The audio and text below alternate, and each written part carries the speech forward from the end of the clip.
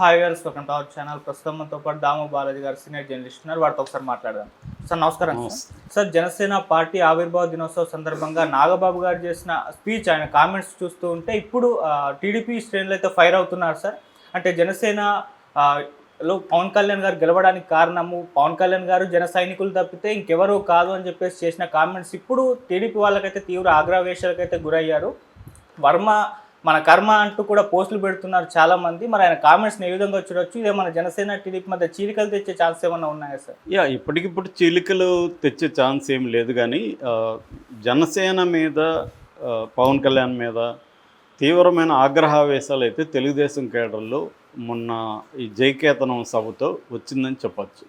ఎందుకంటే మనకి పోస్టులు చూస్తూ ఉంటే సోషల్ మీడియాలో విపరీతంగా పవన్ కళ్యాణ్ మీద, ఇటు నాగబాబు మీద ట్రోల్స్ స్టార్ట్ అయినాయి. గతంలో పవన్ కళ్యాణ్ వర్మ చేయబట్టుకొని నా గెలుపుని వర్మ చేతిలో పెడుతున్నాను, ఈయన ఎంత గొప్పవాడు, జూనియర్ వర్మ ఆయన ఎంత గొప్పవాడు, ఇవన్నీ మాట్లాడుతూ నా గెలుపు ఈయన చేతిలో పెడుతున్నానని, ఆయన కూడా వర్మగా మీరు రావకండి, మీరు స్టేట్లో మిగతా ఏరియాలకు వెళ్ళండి, నేను మిమ్మల్ని గెలిపించి బాధ్యత నాది అని వర్మ మాట్లాడడం, ఈ వీడియోలన్నీ ఇప్పుడు బయటకు వస్తున్నాయి. సో ఇదేంటంటే అదేదో అంటారు కదా, ఏరు దాటే వరకు ఏటి మల్లన్న, ఏరు దాటినాక బోడి మల్లన్న అన్నట్టుగా వర్మని ఇప్పుడు తెలుగుదేశం వాళ్ళు, అంటే ముఖ్యంగా ఒక రకంగా చంద్రబాబే వర్మకు అన్యాయం చేశాడు. దానివల్ల అలసైపోయాడు వర్మ. వర్మకు కానీ ఎమ్మెల్సీ ఇచ్చుంటే నాగబాబుకి ధైర్యం ఉండేది కాదు. వర్మ గురించి కర్మ అనే పద్ధతిలో ఆయన మాట్లాడాడు. నాగబాబు నేను చాలాసార్లు చెప్తుంటా, ఆయన అతి తెలివిగా మాట్లాడుతుంటాడు. కావాలని ఆయన కర్మ అనే పదం వాడాడు, వర్మ అనే పదం వాడకుండా, అంటే ఆ రైమింగ్ వచ్చేట్టుగా. అంటే ఆయన ఏం మాట్లాడాడంటే, పిఠాపురంలో పవన్ కళ్యాణ్ గెలుపుకు నేనే దోహదం చేశాను ఎవరైనా అనుకుంటే అది వాళ్ళ కర్మ అని మాట్లాడాడు. అంటే ఇది వర్మ కోసం ఉద్దేశించి ఆయన కర్మని పెట్టాడు. ఆయన ముందుగా తెలివిగా అవన్నీ ప్లాన్ చేసుకొని వచ్చి మాట్లాడినట్టుగా అర్థం. అదేదో ఆవేశంలో మాట్లాడింది కాదు, పవన్ కళ్యాణ్కి తెలియకుండా కూడా మాట్లాడింది కాదు. దీని నేపథ్యం ఏంటంటే, వర్మ కొన్ని రోజులకు ముందు కష్టపడి గెలిస్తే దానికి ఉండే గౌరవం వేరే ఉంటుంది అని పోస్ట్ పెట్టి తర్వాత తీసేశాడు. దీనికి కారణం ఏంటంటే, వర్మ అక్కడ నిలబడి పవన్ కళ్యాణ్ గెలిపించినా కూడా వర్మకి ఏ రకంగా కూడా అక్కడ జనసేన నాయకులు ఇంపార్టెన్స్ ఇవ్వట్లేదు అనేది వర్మలో ఉండే బాధ. రెండవది, ఫస్ట్ ఎమ్మెల్సీ ఆయనకే ఇస్తానని చంద్రబాబు హామీ ఇచ్చాడు. దాన్ని చంద్రబాబు నెరవేర్చుకోలేకపోయాడు.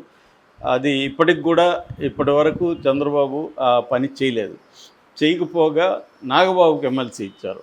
దాంతో వర్మకు అర్థమైపోయింది ఇంకా కాదని. దాంతో నాగబాబుకి అండి పవన్ కళ్యాణ్ ఏంటంటే, వీళ్ళిద్దరే కలిసి వర్మకి, అంటే ముఖ్యంగా పవన్ కళ్యాణ్ చంద్రబాబు దగ్గర ఇన్ఫ్లుయెన్స్ చేసి వర్మకి ఎమ్మెల్సీ రాకుండా చూసుకున్నాడు. అంటే వర్మని వీక్ చేసేయాలి కంప్లీట్గా అనేది Pawan Kalyan strategy. Pawan Kalyan point of view నుంచి చూసినప్పుడు అది కరెక్టే. ఒక పొలిటికల్ పార్టీగా పవన్ కళ్యాణ్ తనకి ఒక స్టాండర్డ్ నియోజకవర్గం ఉండాలి అని పవన్ కళ్యాణ్ భావించడంలో తప్పు లేదు. ఎందుకంటే చంద్రబాబు కుప్పం ఉంది, జగన్కి పులివెందులు ఉంది, లోకేష్కి మంగళగిరి ఉంది, బాలకృష్ణకి హిందూపురం ఉంది. ఇలాగా పవన్ కళ్యాణ్ కూడా తనకు ఒక పర్మనెంట్ నియోజకవర్గం ఉండాలి అనుకున్నప్పుడు అక్కడ ఇంకెవరు కూడా బలం ఉన్న నాయకులు ఉండకూడదు, తనకు అపోజిషన్గా ఉన్నవాళ్ళు. సో అందుకని పవన్ ఏం చేస్తున్నాడంటే, వర్మని వీక్ చేయాలనేది పవన్కున్న లాంగ్ టర్మ్ స్ట్రాటజీ. ఇప్పుడు కానీ ఎమ్మెల్సీ ఇస్తే వర్మ బలపడతాడు, ఏదైనా మంచి పోస్ట్ ఇస్తే వర్మ బలపడతాడు. ఎందుకంటే వర్మ చరిత్ర చూస్తే మనం, ఆయన పూర్తి పేరు శ్రీ వత్సవాయి సత్యనారాయణ వర్మ, SVSN వర్మ. ఆయన 2009లో రాజకీయాల్లోకి వచ్చాడు. 2009లో తెలుగుదేశం టికెట్ తరపున ఆయన పోటీ చేసినప్పుడు అక్కడ వంగగీత గెలిచింది. కానీ ఎంత మెజార్టీతో గెలిచింది? కేవలం 1000 ఓట్ల మెజార్టీతో గెలిచింది. అంటే వర్మకి అప్పటికే 2009కే అక్కడ స్ట్రాంగ్ ఉంది. 2014లో తెలుగుదేశం టికెట్ అయినప్పుడు వర్మ ఇండిపెండెంట్గా పోటీ చేశాడు. ఇండిపెండెంట్గా పోటీ చేసి పెండం దొరబాబు మీద గెలిచాడు. ఎంత మెజార్టీతో గెలిచాడు? 47,000 ఓట్ల మెజార్టీతో గెలిచాడు. అంటే 57.9% మెజార్టీతో ఆయన గెలిచాడు. అంటే గెలిచినప్పుడేమో చాలా పెద్ద మెజార్టీతో గెలుస్తున్నాడు వర్మ, ఓడిపోయినప్పుడు చాలా మైనర్గా ఓడిపోతున్నాడు. అంటే క్లియర్గా వర్మకి స్ట్రాంగ్గా అక్కడ ఉంది. దాని తర్వాత మళ్ళీ తెలుగుదేశంలో చేర్చుకున్నారు వీళ్ళు, గెలిచిన రెబల్గా ఆయన చేసినాక. తర్వాత 2019లో పెండెం దొరబాబు చేతిలో వర్మ ఓడిపోయాడు. అప్పుడు కూడా ఆయనకి 36.6% ఓట్లు వచ్చాయి. వర్మకి కేవలం 14,000 మెజార్టీతో మాత్రమే పెన్నెం దొరబాబు గెలిచాడు. అంటే జగన్ వేవ్ ఉన్న సమయంలో కూడా 36% ఓట్లు తెచ్చుకోగలిగాడు వర్మ. ఆ తర్వాత కూడా 2020-21 కరోనా టైంలో కూడా వర్మ ప్రజలతోనే ఉన్నాడు. ఇంట్లో వాళ్ళు వద్దని వారిస్తున్నా కూడా కరోనా టైంలో ఇంట్లో కూర్చోకుండా ఆయన జనంలో ఉంటూ తన హెల్త్ను కూడా పక్కన పెట్టేసి ఆయన ప్రజల్లో ఉంటూ ప్రజలకు ఆహారం ఇతర ఇవి అందించడంలో ఆయన నిమగ్నమయ్యాడు. అందువల్ల ప్రజల్లో ఆయన మంచి ఇదైతే ఉంది. సో మళ్ళీ 2024 వచ్చేసరికి చంద్రబాబు ఆ సీట్ని ఇవ్వాల్సి వచ్చింది. చంద్రబాబు పాయింట్ ఆఫ్ వ్యూలో నుంచి ఏంటంటే పవన్ కళ్యాణ్ తనకి చాలా ఇంపార్టెంట్. చంద్రబాబుకి పవన్ కళ్యాణ్ లేకుండా తను గెలవలేడని చంద్రబాబు నమ్ముతున్నాడు. అది వాస్తవం కూడా, గ్రౌండ్ రియాలిటీ అప్పుడు అలాగే ఉన్నింది.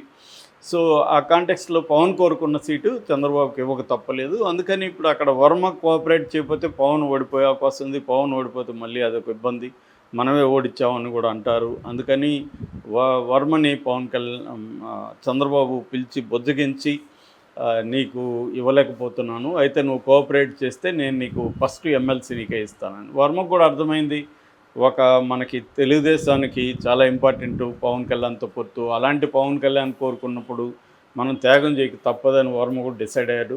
అప్పుడే వర్మకు సంబంధించిన మనుషులు చాలామంది వాళ్ళు వ్యతిరేకిస్తూ ఉంటే కూడా వర్మ వాళ్ళందరిని బుజ్జగించి ఇవన్నీ కాంటెక్స్ట్ చెప్పి చేశాడు.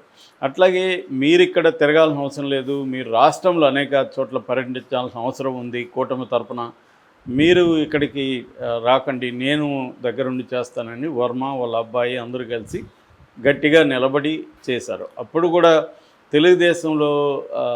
తెలుగుదేశానికి అక్కడున్న జనసేన నాయకుల మధ్య అనేక వైరుధ్యాలు వచ్చాయి. గెలిచిన తర్వాత కూడా వర్మ ఒకరోజు నిరాహార దీక్ష తెచ్చాడు, తన కారు మీద దాడి జరిగింది అని చెప్పి ఇవన్నీ భరిస్తూ వస్తున్నాడు వర్మ. ఇప్పుడేమైందంటే వర్మను వీక్ చేయాలనే ఒక ప్లాను జనసేనలో ఉంది, పవన్ కళ్యాణ్కి ఉంది. అది Pawan Kalyan point of view చూసినప్పుడు ఇందాక చెప్పినట్టుగా అది కరెక్ట్ కూడా. కానీ వర్మ పాయింట్ ఆఫ్ చూసినప్పుడు తను మోసపోయాను, తనకు వెన్నుపోటుకు గురైన అన్న దీంట్లో ఉన్నాడు. సో దీన్ని అలసుగా తీసుకొని ఇప్పుడు ఓపెన్గానే నాగబాబు దగ్గర పవన్ కళ్యాణ్ ఈ మాట చెప్పించాడు. సో పవన్ కళ్యాణ్ గెలుపుకి 2 ఫ్యాక్టర్స్ ఉన్నాయి. ఒకటేమో పవన్ కళ్యాణ్ లీడర్షిప్, రెండవ ఫ్యాక్టరు ఇక్కడ జనసేన నాయకులు, ఇక్కడ ఓటర్లు, ఇక్కడ ప్రజలు అన్నారు. నాగబాబు చెప్పిన దాంట్లో అబద్ధమేమీ లేదు. కానీ అసలు ఫ్యాక్టర్ ఆయన మర్చిపోయాడు. అసలు ఫ్యాక్టర్ వర్మ ఫ్యాక్టర్. వర్మనేమో కర్మాన్ని తీసి పడేశాడు. ఈ రెండో ఫ్యాక్టర్, మూడో ఫ్యాక్టర్ని గురించి మాత్రమే ఒకటో ఫ్యాక్టర్, రెండో ఫ్యాక్టర్ అన్నట్టుగా వాటిని చెప్పాడు. అసలు ఫ్యాక్టర్ని పక్కన పెట్టేశాడు.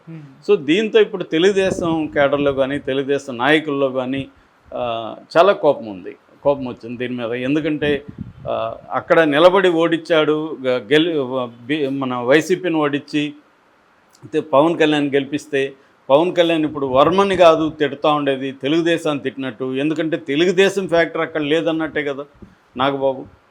వర్మనే కాకుండా తెలుగుదేశం మద్దతు ఏం మాకు లేదు, వాళ్ళు దోహదం చేసినారని అనుకుంటే వాళ్ళ కర్మ అన్నట్టు. ఇక్కడ వర్మని తిట్టినట్టు కాదు, తెలుగుదేశాన్ని తిట్టినట్టు. సో తెలుగుదేశం లేకుండా మేము గెలిచాము, పవన్ కళ్యాణ్ మా కేడరు జనం ఇంతే అన్నట్టుగా ఆయన చెప్పడం అంటే తెలుగుదేశం రోల్ను కూడా తగ్గించినట్టు. దీనికంతటి కారణము చంద్రబాబే. చంద్రబాబు ఇతన్ని వర్మకి ఏ పదవి ఇవ్వకపోవడం వల్లే అలుసైపోయారు అనేది వీళ్ళు చెబుతున్నారు. ఇక పవన్ కళ్యాణ్ ఏమో జనసేనని బలాన్ని పెంచుకోవడం కోసం ఒక పక్క పెన్నెం దొరబాబుని చేర్చుకున్నాడు, మరోవైపు వంగగీత కూడా చేరబోతుంది. ఎందుకంటే 2009లో ఇతన్ని వర్మను ఓడించినప్పుడు ఆమె ప్రజారాజ్యం పార్టీలో ఉంది. సో తర్వాత వైసీపీలోకి వచ్చింది. కాబట్టి ఇప్పుడు మళ్ళీ ఆమె జనసేనలోకి రావడానికి ఆమెకు కూడా పెద్ద ఇబ్బంది ఉండకపోవచ్చు. సో ఆమె జనసేనలో, పెన్నెం దొరబాబు జనసేనలో చేరడం వల్ల జనసేన ఖచ్చితంగా అక్కడ బలపడుతుంది. పవన్ కళ్యాణ్కి ఒక నమ్మకమైన నియోజకవర్గం ఏర్పడుతుంది. ఇవన్నీ చేయాలంటే వర్మని బలహీనం చేయాలి. ఈ స్ట్రాటజీలో వర్మ బలయ్యాడు. మరి వర్మ ఏం చేస్తాడని చూడాలి. Okay sir, thank you so much.